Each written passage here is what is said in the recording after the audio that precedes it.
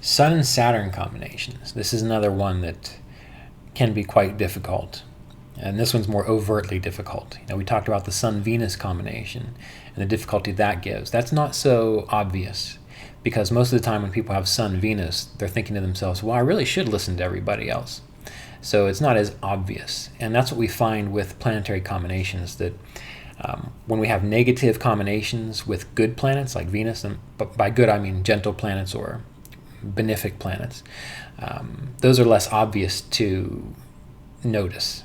They're there, and if you're perceptive, you can see them, but they're less obvious because they still have that joy of Venus, that sense of comfort of Venus, even though it's misleading you.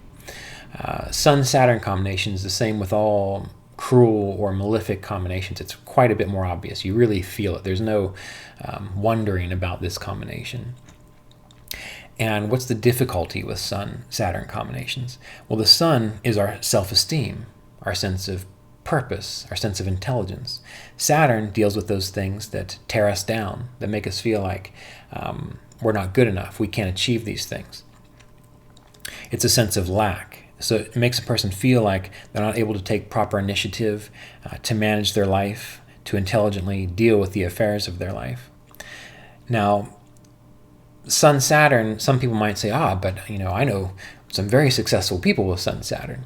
That's possible. It's very possible because these are cruel planets and they work very well in this cruel world, which will drive you to success. But the difference is, like for example, when we talked about Sun-Jupiter combination, well, that was a really wonderful thing because the person was inspired, the person saw the bigger picture, the person took initiative at the right time, the person was able to be successful due to this inner sense of grace and harmony with what was going on around them. But now we've got Sun and Saturn. What makes them successful? Keyword, if they do it, because sometimes they won't, but it's overcompensation.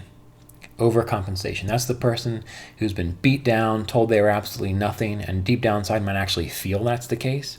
And so they strive, they force their way to the top, they fight their way to the top because they feel like crap inside, really. Now, of course, those of you who have this, if you say to yourself, well, I don't feel like crap inside, well, either you're deluding yourself, which is possible, or you've got some help to these planets, meaning benefic influences supporting these planets. So remember, when I'm discussing these things, it's not all or nothing. It's only this way. There are combinations that can support it, but just Sun and Saturn by itself usually makes a person overcompensate. They'll take initiative at the wrong time. They're the kind of people that when you need a leader,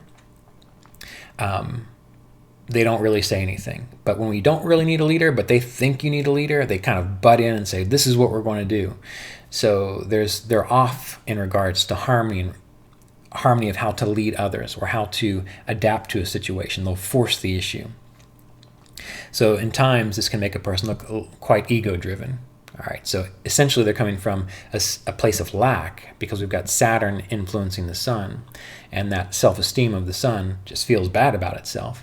And so it tries to be good, to be the best, to achieve the highest because of a sense of lack, which makes them look egotistical, versus someone who is just naturally good at what they do. They're not trying to push it in your face. They're not trying to force the issue. They just do what they do because they're inspired and it's part of who they are. That'd be more of a Sun-Jupiter combination. So this is difficult and it's hard because it makes the person usually hurt the people around them, meaning they achieve by stepping on everyone around them. Whereas a good Sun is a king who takes care of the people around them, and they succeed because there is support, mutual support, guiding the populace or guiding the people around the individual, and the people around them want to help the Sun individual achieve. But when you get Sun and Saturn, this brings up more of kind of like a dictatorial kind of approach where the person achieves simply because they want to achieve, and whoever they step on, they don't really care. Now, that's an extreme aspect of this Sun-Saturn combination. And we have to remember that when people do this, it's because they're actually hurting inside. It's actually painful for them. And that pain gets sort of cast out to everyone around them. But that's the nature of cruel planets. If you've heard of the term Ishta and Kashta, which is spoken of in Brihat Prashara Hora Shastra, Ishta and Kashta essentially has the idea that when a cruel planet has a lot of cruel influence, he casts that cruel influence around, meaning he's unhappy, he's upset. So if he's got a lot of cruel influence, everyone else is going to suffer. And his good influence he keeps for himself. Right? That's the nature of a cruel planet. Where the opposite with Ishtakashta is that when you've got a benefic planet that has a lot of cruel influence, that planet, the gentle planet, hopefully I said that right, the gentle planet, the benefic planet, when it's got a lot of cruel influence, it keeps it for itself. So the planet itself suffers. It doesn't spread it around. And when a gentle planet or a benefic planet has a lot of positive influence, it gives it to everybody. So we have to remember the nature of the planets when we're looking at these combinations. So again, let's think about some of the difficulties with Sun-Saturn. Almost always when Sun-Saturn when they're both strong and really ramming each other, starving each other, this creates a situation where a person feels like they could have achieved great things, but something came along and just stole it from them. Or they could have achieved great things, but they just never seem to get the right opportunity. That's a typical Sun-Saturn response, and it'll be influenced by the house that it falls in. So the houses represent and mean something. So whatever that house means that this is occurring in, that's going to be the area of life where they feel this way. You get Sun-Saturn aspecting each other or conjunct each other. In the 10th house, it's going to really powerfully impact a person's career in that way.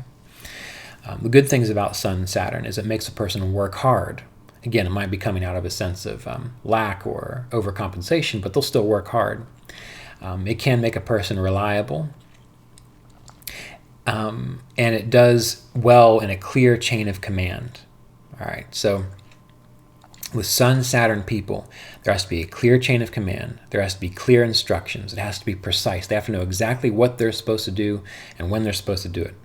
Otherwise, it'll make them uncomfortable. It'll make them act out in ways that are not helpful to themselves and others around them. So if you know someone with Sun-Saturn, if you work for someone that way, or you have an employee that way, or a child that way, structure. That's the ideal there, to keep them feeling comfortable. Negative. They do terrible with people. They step on people. They don't really care about authority. They think they know best all the time. They never want to start at the bottom of the chain and work their way up. They think they should be the CEO or the king right now. They don't want to actually earn it. This is the negative aspect of it. It can give a lot of emotional restrictions. You can't really relate well to others. Delays in finances, also difficulty feeling like one can actually achieve their goals.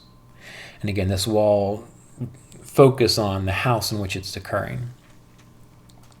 So Sun-Saturn combinations, they're typically not the easiest. So if you know someone with that Sun-Saturn combination, you might not like them. Depending on where it falls in your charts, there has to be some compatibility work we would need to do there. But remember, if they rub you the wrong way, you have to remember that they are hurting people typically, and they need to prove themselves in some way. So you just got to have compassion in that regard. And we have to remember that not all Sun-Saturn things are going to do this, because there might be benefic influences to the sign that this is falling in, or there might be positive Logitati Avashtas delighting that Saturn, delighting that Sun. So it's not, you've got Sun-Saturn, therefore anyone with that combination, you're not going to like that person. No, it's not the case. If the Sun is strong and Saturn is strong and they're really ramming each other, that's going to give a lot of difficulty with their people skills. But remember, the difficulty you have with them needs to be met with compassion, essentially. And if you have this combination, you really need to take a hard look at why you do what you do. What is your motivation? If it's out of psychological complexes or overcompensation, that might explain why you have such difficulties. It might explain why people don't necessarily get along with you as well. Now, Sun-Saturn people can't have a lot of friends. Typically, they'll have similar combinations because they'll understand each other. All right, so we have to remember the bigger picture in astrology is this is not to be judgmental and say this person you like, this person you don't like. It's just to give you an understanding of how are they functioning. And usually people who function the same way get along really well together. Yogananda used to say we're all a little crazy. The problem is that we hang out with other people who are crazy just like us, so we don't notice it. So if you ever have a problem with someone, usually it's because you're just looking at it from a different viewpoint. Now, Sun-Saturn individuals typically have a harder time acknowledging that because they think there's only one viewpoint. But in time, we realize these things as we mature, as we get older, as we mellow out, and so on. And remember, Saturn typically does get better for an individual as they mature. So usually a person begins to understand this and grow through this once they get after their first Saturn return or Sati Sati period, which will come along and humble them. But it does require a lot of work and paying attention to what a person's motivations really are. All right, so here are some thoughts on Sun-Saturn.